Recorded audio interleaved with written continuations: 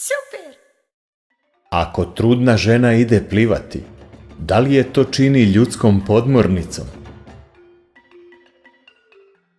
Da li svi psi laju na istom jeziku?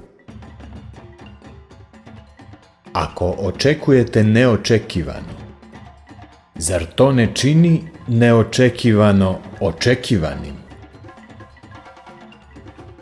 Kada jedanput pročitate rječnik, svaka druga knjiga je samo remiks. Dvoje ljudi nikada ne mogu ići jedno drugome na sprovod. Danas si najstariji što si ikada bio i najmlađi što ćeš ikada biti.